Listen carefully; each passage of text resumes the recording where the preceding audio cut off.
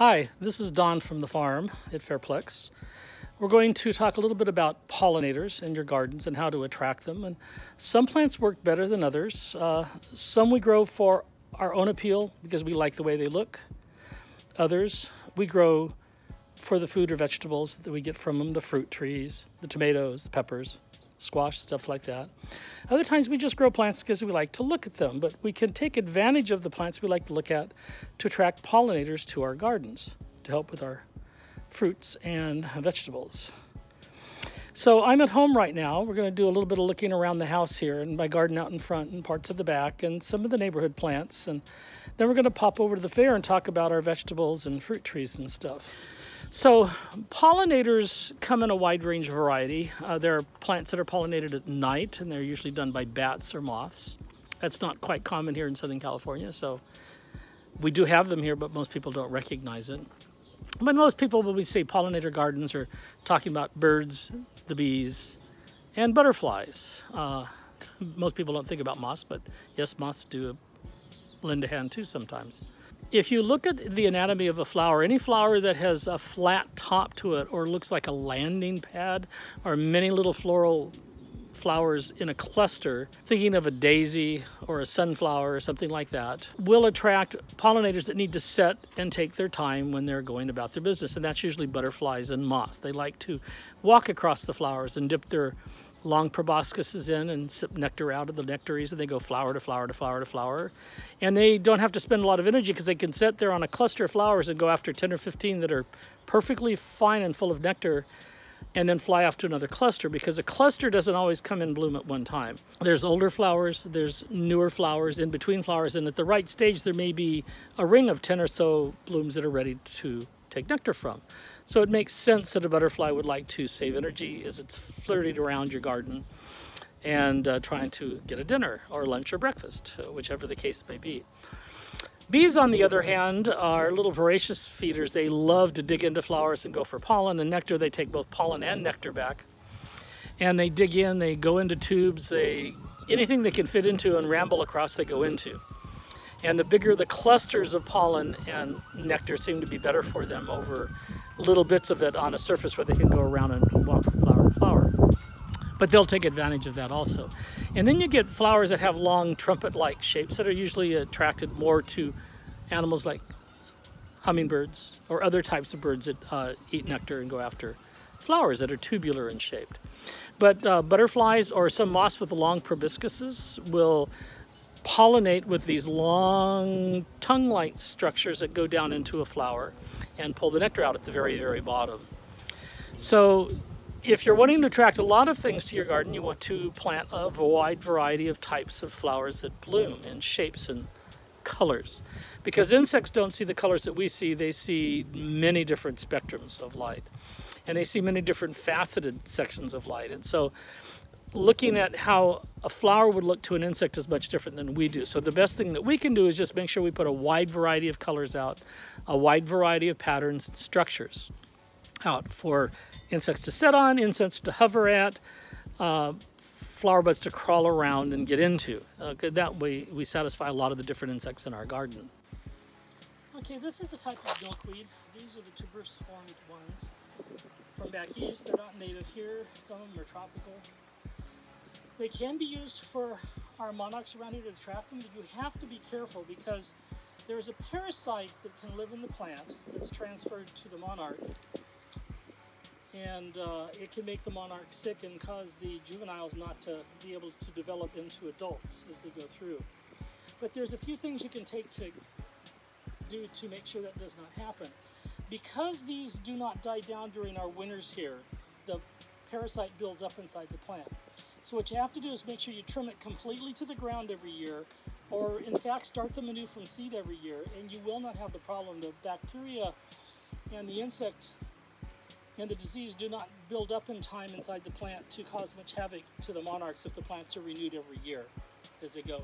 And a lot of studies show that cutting it completely to the ground and then letting it come back up again is enough to kill it, because the parasite lives in the foliage of the plant.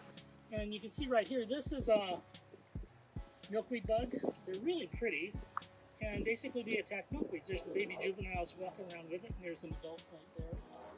You'll find them a lot on milkweeds because they thrive on the plant itself, and birds won't eat them because the milkweed becomes poisonous and it kills the bird when it eats it. So you'll learn not to eat the things around here. Anyway, this is one of the milkweeds you can find at local gardening stores. They're great pollinators for our gardens because they do attract monarch butterflies, and you just have to be careful how you treat them. These are cutting dahlias, meaning they grow really tall, and they're designed for growing in the garden when you want to cut them, but because they're really tall, they get up there. Bees really like them. We just had some butterflies over here a second ago. I missed the butterflies, but they produce lots of pollen and they bloom all summer long for your garden. And they come in a wide variety of colors and shapes and sizes, but you want to do the daisy types, the ones that are open and show a lot of stamens in the center where you're going to have your pollen produced, and that's what's going to attract your insects in the pollinator garden. If you get the ones that are really full, like full chrysanthemum shapes, the animals can't get to, and the insects can't get to the pollen and stuff. I've even seen hummingbirds visit these on occasion. Type of dahlia. An interesting thing about the dahlia, if you grow it correctly and use pesticides, you can take the roots up during the winter and you can cook them like potatoes. And the neat thing about basils is, besides their culinary uses, they can make really nice just garden plants just to look at and to smell. Their fragrance is heavenly. This is an eggplant bloom right here, and you can see the young fruit starting to set here. Interesting things about eggplants is they don't really need pollinators. They can self-pollinate and develop their fruit, but they do attract bees, bumblebees and honeybees to your garden. Tomatoes, on the other hand, are a little different. They are complete flower, means they have both pollen and ovaries, so they could self-pollinate, but most tomatoes cannot self-pollinate. They rely on bumblebees, not honeybees, but bumblebees, to pollinate. It's the vibration on the flower. When the bumblebee lands, it vibrates, the pollen falls off of a plant, and then it goes to another flower, and eventually finds one that's receptive at the time for the pollen that it got from the other flower that was not receptive to pollen. So that's how we go with tomatoes. That's why a lot of people hand pollinate their tomatoes if you do not have enough bumblebees. So build bumblebee houses. Now these yellow ones are Rudbeckia or gloriosa daisies. But down here, see our bee down there with all the pollen on its legs? That pretty little pink flower there. That's an echinacea, are sometimes called cone flowers.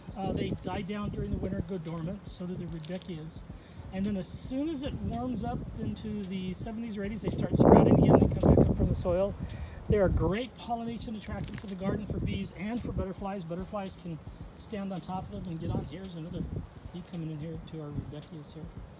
Great pollinator attractants. And given moisture in the ground and some extra fertilizers, they will bloom all summer, starting about late March, early April for the first few flowers coming in. And then they will continue on blooming through the fall, early winter. Okay, this is one of our tires that we have planted here in the farm. It's a huge tractor tire.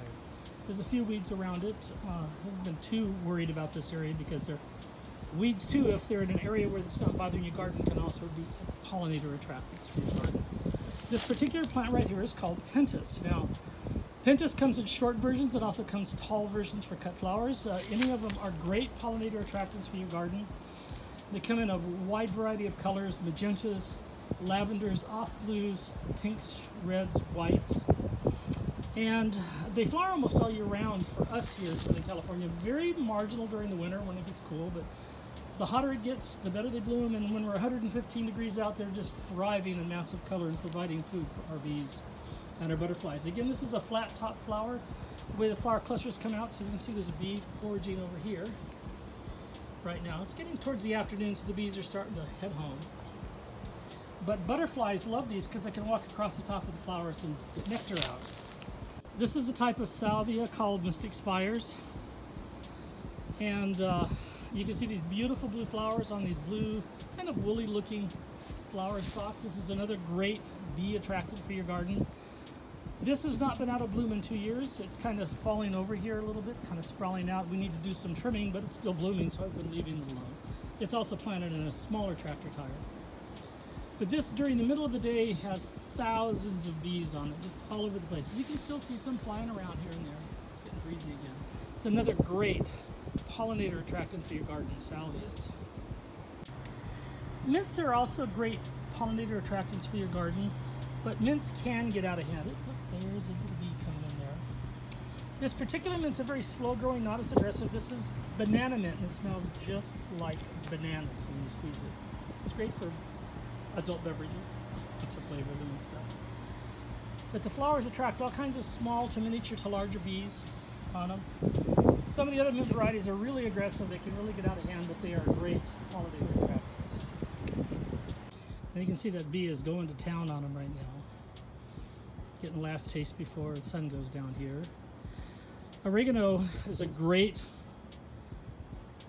herb garden and flower garden plant to have. They tolerate a lot of abuse. They do sometimes get out of hand because they can really spread and take over the world if you're not careful. But they also do well at attracting your pollinators to your garden.